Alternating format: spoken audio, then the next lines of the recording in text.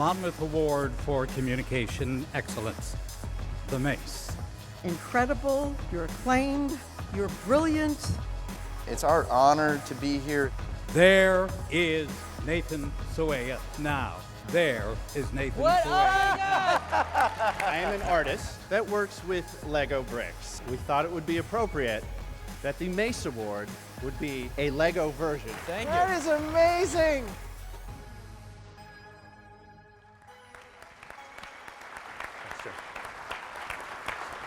Guys, good to see you again. Please stay seated. What's happening? So I've got 3 to 4 hours of questions. All right. Good. Get comfortable. Okay. Let's start in Hanover, guys. There's no way you were getting out of here without telling the hair story. Okay. Take it away, Chris. This story is great for Phil because it shows that he had a girlfriend at one time. Oh, But for me, I'm Says the the jerk. married guy. I'm the jerk that lit her hair on fire. But in my defense, I was drunk. But good defense. she was playing a Tetris-like game. She was my downstairs neighbor. We were friends, and I was playing a game called Let's See How Close I Can Get This Lighter to Heather's Hair Without Her Noticing, and I won that game when I accidentally got it too close, and her very oily hair, I will say. That's why you're blaming me. I'm just saying. Caught on fire, and I felt terrible about it for several years. But she's doing fine. She's married, has 3 kids, and lives in Worcester, Mass, and she's doing great. So it all worked out great. And we became friends, and her hair smelled bad for a few weeks. And It was catastrophic for the relationship, but it worked out. great. Yeah. It wasn't going to work anyway, right? Yeah, no. Probably wasn't. It didn't change the outcome, that's what I would say.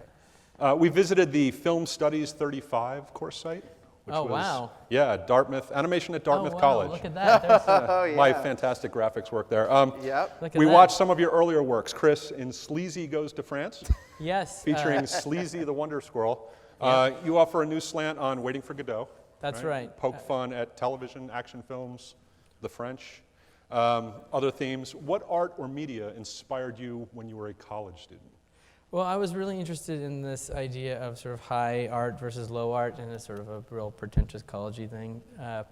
And so it was a lot about the idea of that.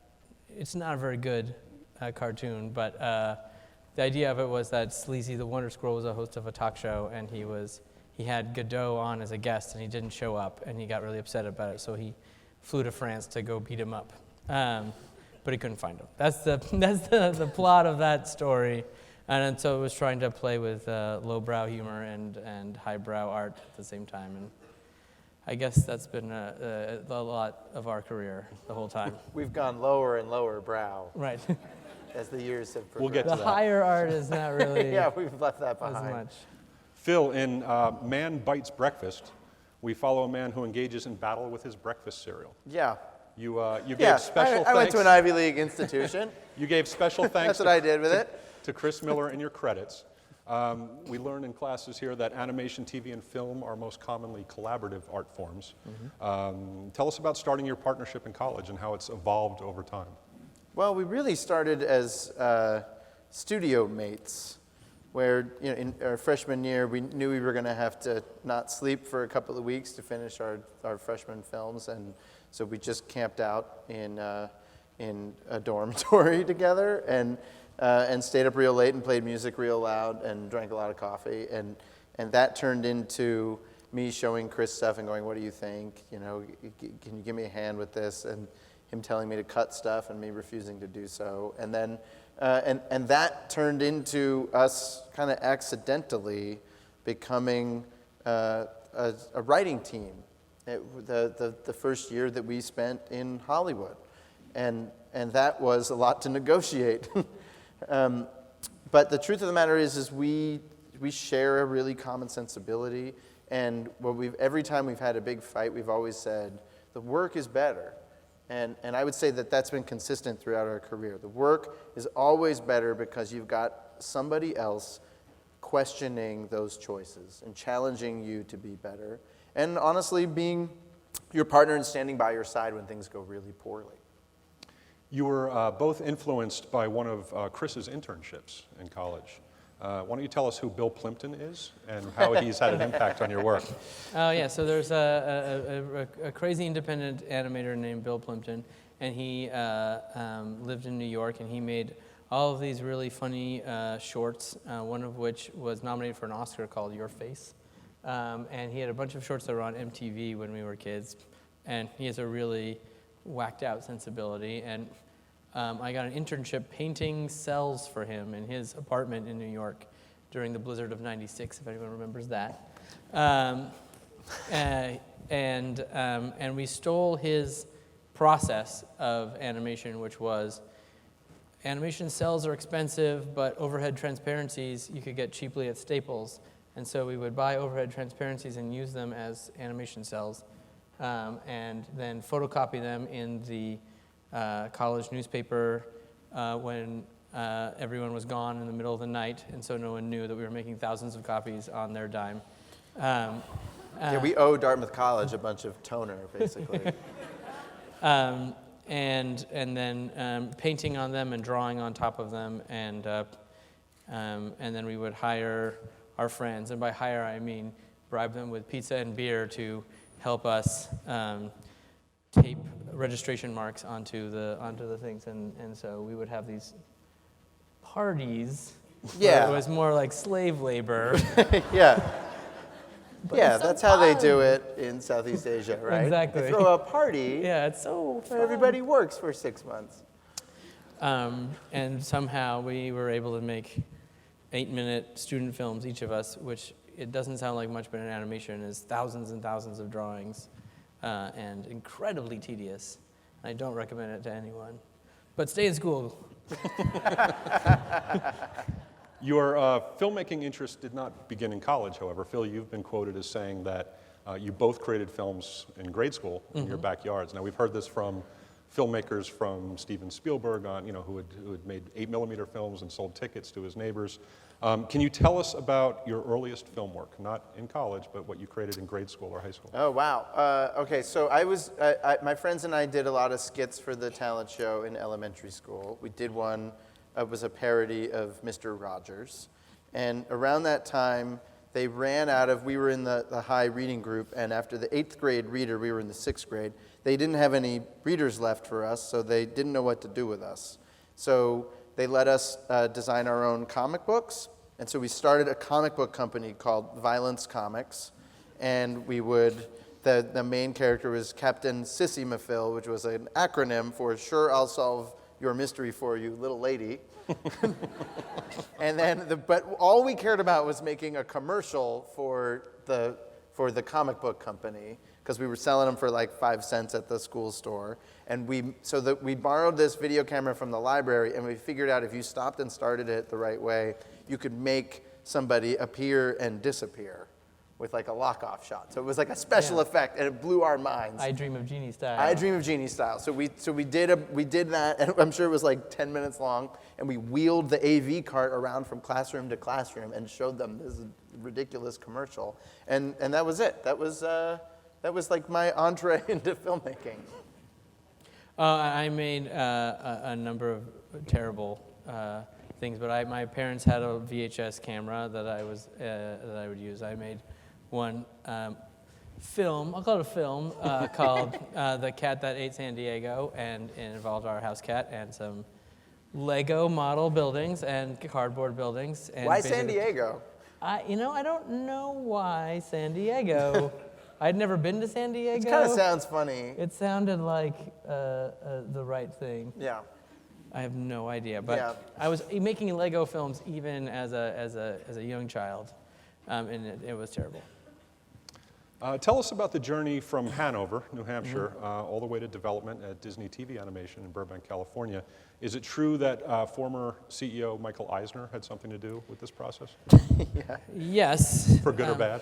Yes. Well, I mean, he lost a lot of money. His company really sank a lot of cash into a losing enterprise. Yeah.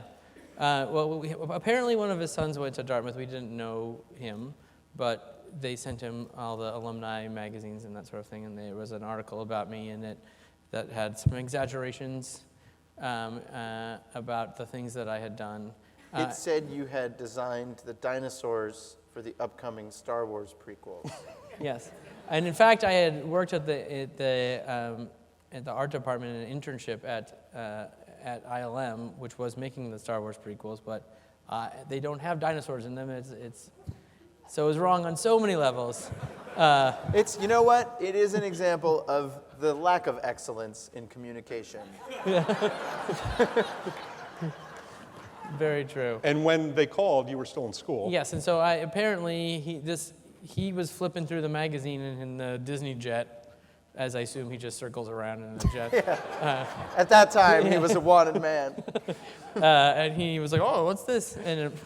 And he passed the article on to someone who passed it on to someone, passed it on to someone, who then called me in my off-campus apartment and said, "Hey, you want to come out for a meeting at Disney?" That's crazy. And I was like, I have midterms, I'm too busy. Which was the dumbest thing on earth to say. The dumbest thing to say was, "I'll meet you in the summer, and can I bring my friend?"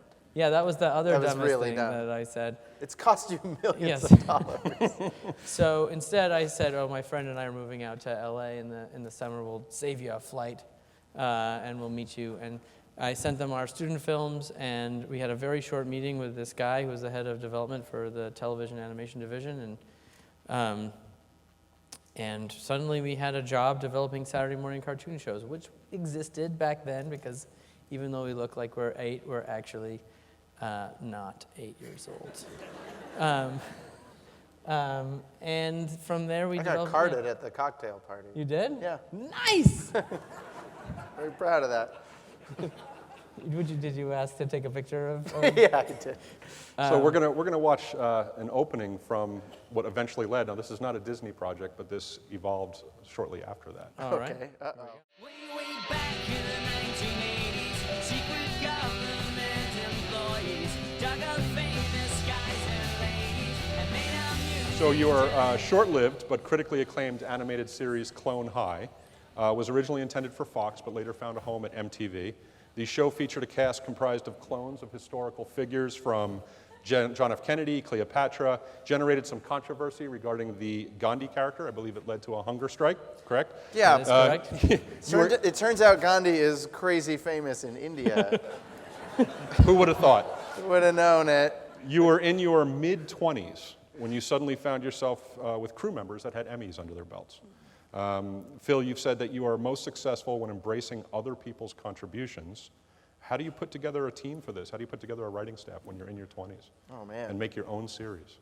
Well, we had, it's interesting. So this pilot we were making during our period at the Walt Disney Company, where they made no money from their investment in us. And one of the things that was going on there is they had corralled all this talent to work in Saturday morning. And we befriended a lot of these guys, mostly because we had no formal animation training. So anywhere we could find it, we were looking for mentors and people who knew what they were doing. And for some reason, we were able to convince these pretty successful animation guys to come and help us out in the pilot. So a guy who created a show for Cartoon Network did our timing sheets. Another guy who created a different show for Cartoon Network was doing character cleanup for us. This guy, Mike Moon, that we're now working with on the Spider-Man animated film, he did some backgrounds for us and was kind of like helping us pull it all together. And we're all in our 20s, and we all just want to make something cool. And so when the show got picked up eventually, we were able to conscript some of those people and say, like, hey, we got the show picked up. Do you want to help us out? So Mike, who's an Emmy-winning production designer, Mike Moon designed all the backgrounds for that show. And then we were really careful about who we brought on as a writing staff.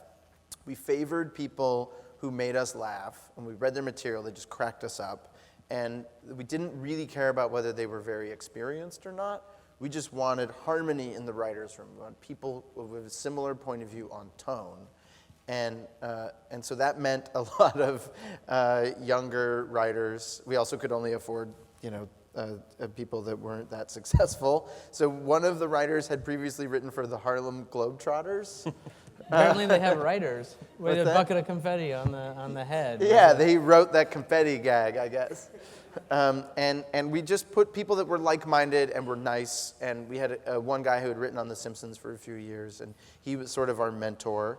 And we just we had this philosophy in that writer's room of let's try to say yes. When people pitch a crazy idea, let's try to figure out a way to make sense of it and work it into the story. As opposed to, we'd worked on a couple shows where people were always saying no. And it just didn't feel very creative. I'd rather follow your crazy idea down that rabbit hole than to snap it off before we even get going. Chris, can you tell us who is doing the great JFK impression in, Oh, yeah. in this clip? Aces. Hey, that's no way to treat a member of the team, especially one whose skin is so silky smooth. And by that I mean someone who's as smooth on the court as his skin is silky. I mean thighs are milky. That was my voice, believe it or not. A really bang-up Boston accent, In you that- guys. Feel right at home there. In that clip, he has a Yes. crush. Okay, yeah, we have to explain. Yeah. In that episode, Joan of Arc wants to disguise herself as a boy called John Dark. So she can play on the basketball Team, the boys basketball team. Because there's no girls And basketball team. JFK has got odd feelings towards him and is questioning himself. Yeah. Because he finds himself very attracted to this To man This with fellow. the teammate. obviously fake mustache. So obviously, that's the kind of great storytelling that you would get from this television program. Why did we get canceled? I don't know. I don't know. So you both voiced characters on the show. You were joined Yes. by Will Forte, Nicole Sullivan. It seemed like half the cast from eventually Scrubs. Yep. Yeah, we shared a building with Scrubs. They took over this hospital in the valley where they were shooting on one floor and writing on the other. And they had this abandoned psych ward that was too scary for anyone to work in. So they said, you guys want offices? And so we took over the psych ward. Apropos. And oddly, the doors would lock from the outside. It was terrifying. And they had, in one of the rooms, there was a window, and someone had carved the number 4 into it like 1,000 times. And so eventually, in 21 Jump Street, I'm sure that you guys don't have this detailed a memory of the film, but Channing Tatum it takes some pills that he shouldn't take, and then he's in science class and he's doing something on the board, and we don't know what it is. You cut around, and it's 1,000 4s on the whiteboard. And it was like a joke to ourselves. Did the experience of performing help you with your writing or help you with any of your future projects? Oh, certainly. I think that working with actors is something that is always sort of a challenge because you have to put yourself in their shoes of how difficult it is to come in and read something that someone else wrote and trying to make sense of it, and putting yourself out there in a place that's really vulnerable. And when you are a bad actor, you really appreciate good actors. Right.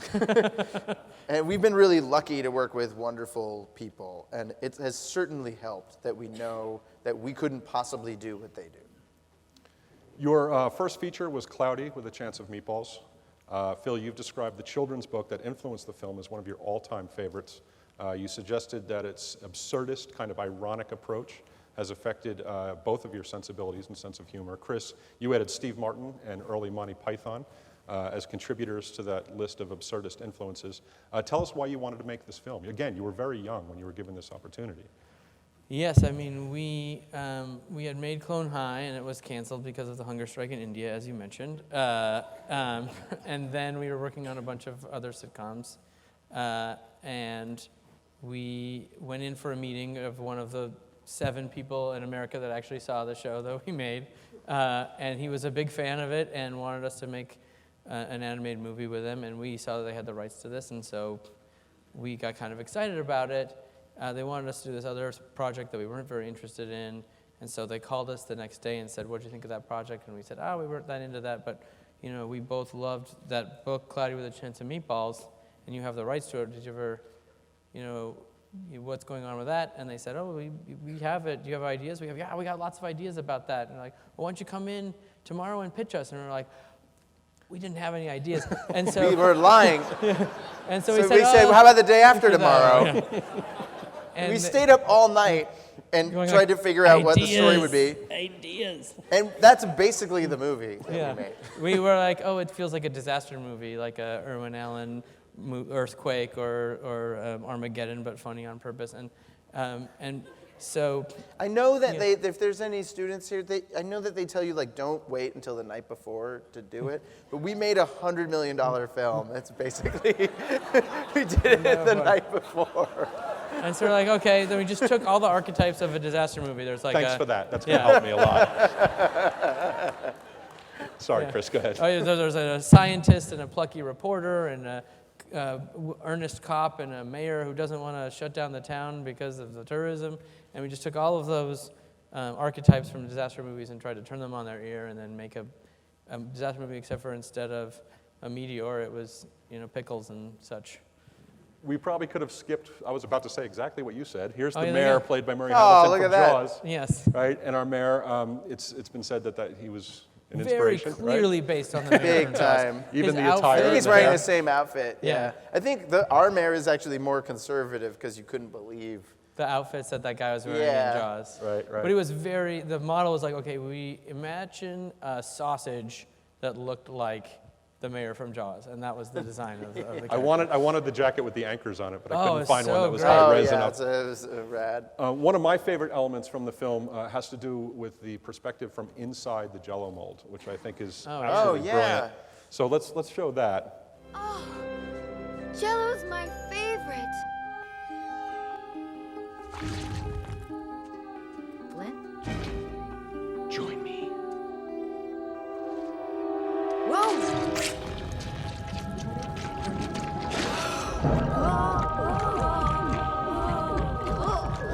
So this is a shot of this is a video of the shot builds from Sony Pictures ImageWorks. Now, the animation like of this complexity is going to affect your budget. It's going to affect your schedule.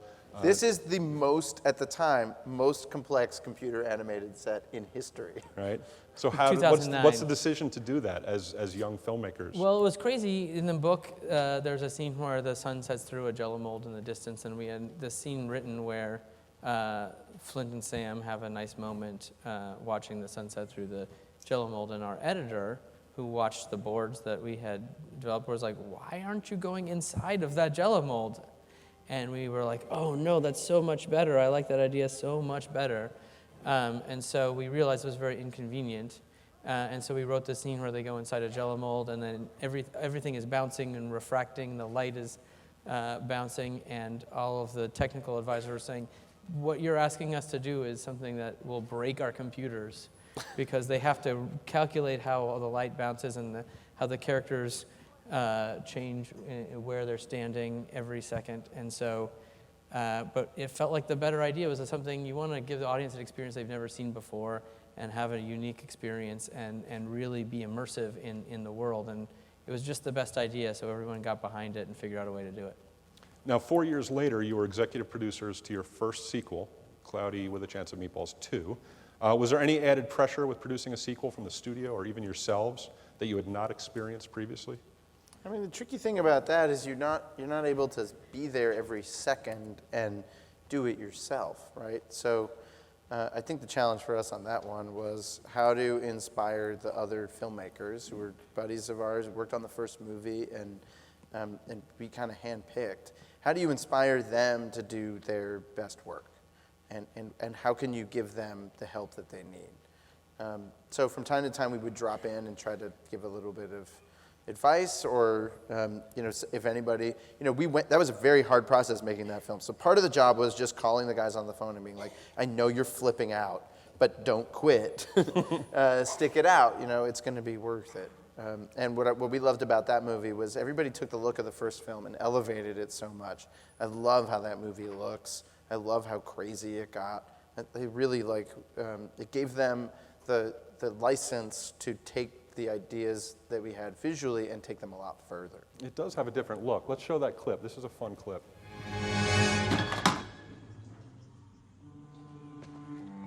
Wow. That is the biggest strawberry I've ever seen in my life. Is it heavy? Yeah. But other than that, it looks like a perfectly normal, fresh, delicious strawberry.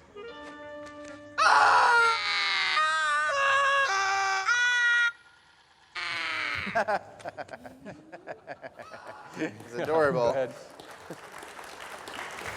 ahead. Sequels and remakes have a very mixed history in cinema, with a fair amount of hits and misses. Are there any previous films that you would consider remaking? I've heard that you would very much like to make Tron 3.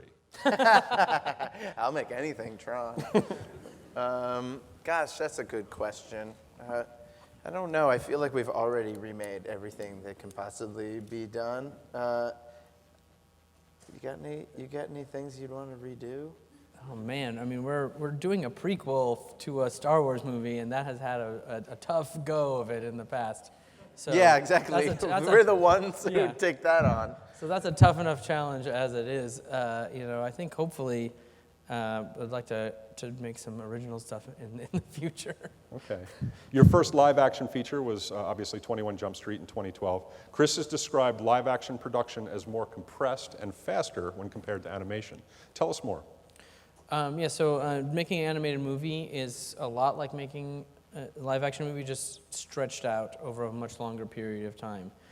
So it takes about 3 years to make an animated movie and about 1.5 years to make a live-action movie. And when you're making a live-action movie, you have to worry about things like how many hours of daylight you have to shoot an exterior scene, and the outfits that are available to those characters, and you're under a crunch every day. You're trying to get as many shots as you can in a certain location, doing a certain scene, and it's a very stressful period. In animation, it's stretched out so long that you don't have the same kind of pressure, but it just takes forever. So we kind of like both of them. It's fun to have the immediacy and the spontaneity of live action, and it's also fun to be able to really dig in and plan as well as you can in an animated film. We have an excerpt from the trailer. I know you've all seen the film, but let's see this. Do you even know the Miranda rights? Look, it obviously starts with, do you have the right to remain an attorney? Did you say you have the right to be an attorney? You do have the right to be an attorney if you want to.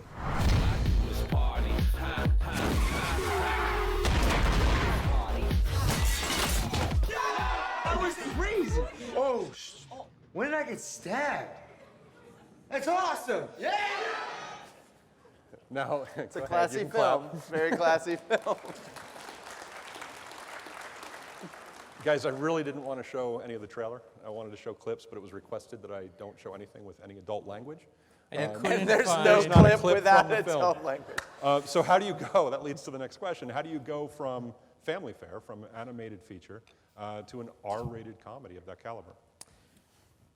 Well, it's not any different, honestly. We didn't think about it any differently. And I would say that we cursed more in the animation reviews for Cloudy than we ever did in that film in 21 Jump Street. We're just filthy-mouthed people. Whenever we make a movie, we're not making it for a specific audience. We made Cloudy with Chance of Meatballs or the Lego movie. We were making it for each other. We were making it to make each other laugh, to make each other interested and find something that we could get excited about. And it just so happens our taste is very juvenile, and so kids like it. And honestly, 21 Jump Street is even more juvenile than our animated movies, no question. No question. They just have foul language and crotch jokes, and that's the only difference between them. If you try and target an audience and try to think about somebody else and you're not doing something that makes it for yourself, you end up talking down to your audience, and it ends up being something that people get insulted by or they feel bad about. And so our philosophy is always just sort of, if we like it, then hopefully other people will like it too. And so far, it's worked. We'll see. Just a bit. It's a buddy film at its core. How do you write a script about guys, about the relationship, the tensions, the jealousy, the bromance, when guys typically aren't portrayed as individuals who express their emotions well? Right. Well, that's the essential irony of those movies, is that those guys are in a romantic relationship and they don't know it. And the minute we've explored, maybe they should just hook up or something. and we've explored that, and every time we try to do it, it stops being funny because I think that the essential irony gets lost. we're obviously in a work marriage, and we talk about it all the time, you know, that we're married without any of the fun parts. And you have to negotiate with each other, and you have to grow the relationship in a very similar way. You know, the benefits are great. So we had a lot to bring to the story of these two guys that work together, that are essentially in a relationship. And then we never talk about our feelings unless we're absolutely forced to, so we can do it through movies. Yeah, that's it. We talk about our feelings in the least efficient way possible. We make a movie which is about to them. make a Hollywood film about it. Whatever works for you. Yeah. Phil, during your TED Talk 3 years ago in Miami, you quoted screenwriter William Goldman, the famous line, "Writing is rewriting." As a two-man team, what is the writing process like? How is the storytelling process? What are the challenges? What are the upsides? Well, we've gotten a lot less precious. I mean, the fact of our lives is that you can fall in love with your words all you want while you're writing them in the coffee shop in your neighborhood. But eventually, you're going to have to face the music and show it to your partner. And they're never going to like everything. And so we've learned to really enjoy the process of writing on our own, and then try to really embrace the process of writing with somebody else, which is you're trying to find the best possible thing. And I know that if I write something that's A+, he is going to love it. And if I write something that's A-, it's probably not going to make the cut. And so together, luckily, we're able to collaborate and make each other laugh and come up with something that's an A+. And that's why it works. You know, the sum is, the whole is greater than the sum of the parts. I'd love to say that the movies that we write, the first draft are great. The first drafts are always terrible. Yeah. And it's from challenging each other and questioning all the choices and going back and changing the thing that you loved, but doesn't actually make sense, and doing the hard work that we can iterate over and over and over again, approach like a blind person groping around, find the path to success. And it's a very long and slow process, but it not very efficient, but it's worked for us. Who's the better writer? Wait, let me start over. Phil, who's the better writer? Oh, definitely Chris. Chris, who's the better writer? Without question. Good answer. You've both said that part of the inspiration behind the Lego movie involved the many amateur movies that were out there of people replicating things they had seen, taking Hollywood films and using Legos creatively. You imagined what it would be like if one of those creative amateurs was given a studio budget and a full crew. Based on that description, is the film similar in any way to the films you guys did in college or you did in grade school? Oh, that's interesting. Yeah, I think so. The spirit of, you know, DIY and, you know, putting the thing about animation that's so democratic is it really is, you know, we have like a weird relationship with the film by credit. You know, we kind of, in Cloudy it says a film by a lot of people, and at the end of 22 Jump Street it says a film by Chris Miller and Phil Lord, and then it reads, you know, then we do the crawl. It's really hard for a big movie like that to be a film by anybody, but an animated film can be a film by one person because it really is just drawings and a Bolex duct taped to the floor pointing at the ground. And you're kind of doing everything yourself. And there's something really neat about that, the accessibility of filmmaking and of animation, that anybody can kind of express themselves in it. It's really a pretty low-tech medium. So that was the thing that inspired us to do the Lego movie. Let's take this big company, these two big companies that want to make a movie together, and let's use that as a Trojan horse to talk about the democratic necessity of art making and the fact that that is something that every individual should be practicing in their home and not necessarily outsourcing to two huge companies or these two ding-dongs. Chris once described it as an epic action-adventure comedy, since it crosses multiple genres and has complex action sequences. Phil has noted that some of your favorite family-oriented films, from both of you, feel more like action films. Can you give us some examples of that? Well, if you look at like Iron Giant, or I suppose, you know, more literally The Incredibles, but Iron Giant, like every sequence is like a very clear, like that sequence where the robots hand and the kid are trying to hide themselves from mom, it's like a suspenseful action sequence. You know, it's a story expressed through a physical reality. And that's a really nice rhyme with animation. Animation is a story told through movement. And so we really, you know, action movies are, when they're great, they're really visual like that. They're telling, every fight is telling a story. And when we look at, you know, some of our movies are going to be exactly about fighting. The Lego Ninjago movie is exactly about fighting. And what we keep saying is, how can this fight tell a story about these characters? You actually wrote the theme song into the script. Is that accurate? Oh, Everything is Everything Awesome? is Awesome? Yeah, it's I'm paraphrasing, I think. This is in the research. There's a song entitled Everything is Awesome, and it is the catchiest song that you have ever heard. And it was intended that it couldn't get out of people's heads. Mission accomplished. It kind of fits the tone of the film. The film features some brilliant commentary about corporate and societal conformity. Let's show this clip. Obey all traffic signs and regulations. Step 13, enjoy popular music. Tap the charts again, it's Everything is Awesome. Oh my gosh, I love this song. Everything is awesome. Everything is cool when we're part of the team. Everything is awesome. When we're living on. Now, if Busby Berkeley was making an animation today, would it look like this? I hope so. That would be nice. Nice to think that. I'm sure it would be better. I see things much differently now that I have a 3-year-old. So, Chris, have you watched some of your TV shows, your films with your children?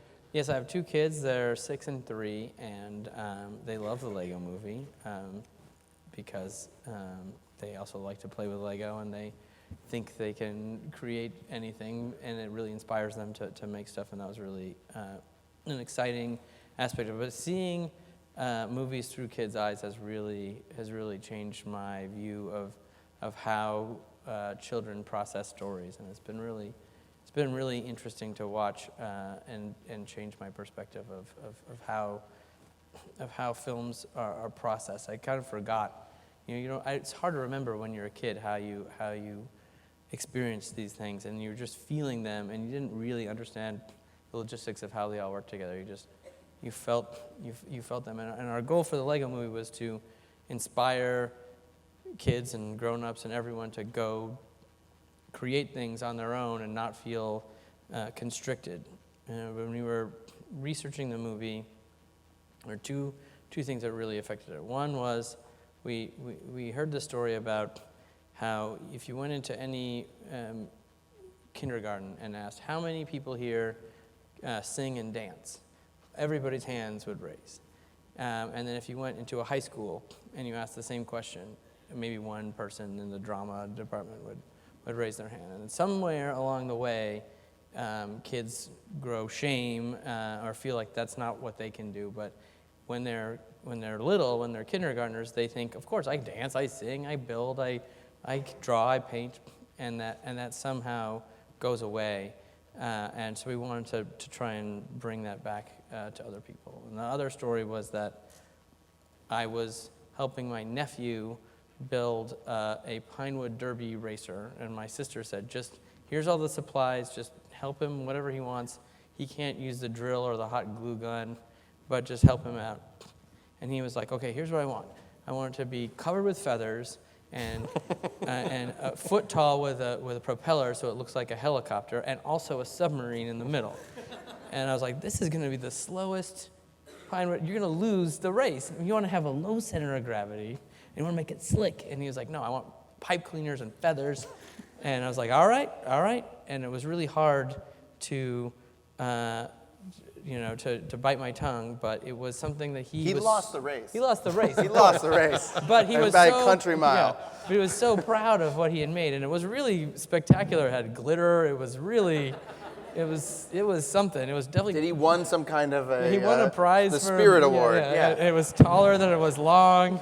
It was very extravagant. But that feeling of like, there's a right way to do this, and I was like, what am I doing? This is a kid.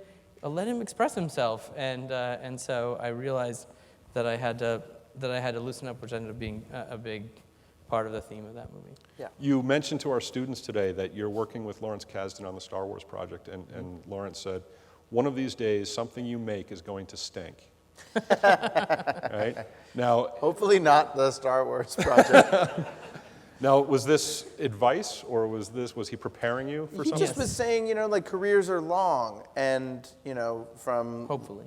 Yeah, hopefully, and hopefully our career is long enough to have a big old bomb in the middle of it. And you know, the truth is we had 10 years of failures before this little run that's been successful. But Larry's point was, it's going to shock you when it happens, because you're going to think it's great, and no one can prepare for it. And I agree with him. You know, there's plenty of times in our lives that we thought, you know, this thing that we thought we made was going to really connect with people, and we just have the wisdom to show it to people before it's too late, you know, and then we try to change it as fast as possible. So we're coming to our time limit here. I'd like to wrap up with one more question, since we have so many students in the audience.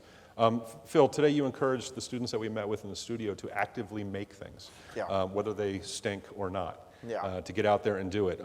Explain to them, for the ones that weren't there today to have the benefit of that, what you meant by discovering happy accidents. Oh gosh, it sounds like that's sort of a two-parter. Okay. In terms of happy accidents, you know, so much of creativity is building a synaptic pathway between two ideas that don't belong together. And that's why I think a lot of creative people seem a little disorganized. It's because their brains like connect things that don't belong together. And so I mean, Chris and I are essentially two things that don't belong together that wind up constantly creating pathways.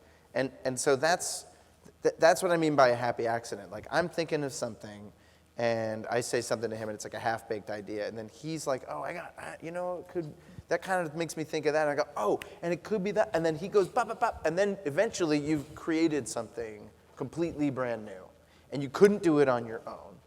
You need both sides of your brain, or both people in the room, or hopefully, you know, a gaffer or somebody else, and then you create a kind of miracle that happens. And it's outside of any one person's ego. And that's what we talk, when we champion collaboration, that's what we're talking about. That the combined innovations of a lot of people leads you to something really special. I can't remember the first part of the question. I can't either. Make things. Making things. That is something that, like, as Chris said, all human beings do. Birds do it. And we, by and large, as adults, we don't practice that. We leave it to guys like us or to people on the radio. And there was a time not that long ago when everybody could play an instrument and sit around the fire and play a piece of sheet music. And to me, that is one of the tragic consequences of a mass media environment, which is that the mass media is wonderful. I love consuming that, but it shouldn't keep us from making micromedia ourselves. Especially when you're in college, you worry that what I'm doing has to result in some kind of a profession, and that it has to lead somewhere. But it really doesn't have to lead anywhere. You're here to just like learn about medieval literature or something. Like, that doesn't have to be your job. But the practice of pursuing something like that, and the practice of art making as an everyday practice like breathing or yoga, to me, is the reason everybody does this, the reason we do this. I think that's a perfect note to end on. Let's give a hand to our guests.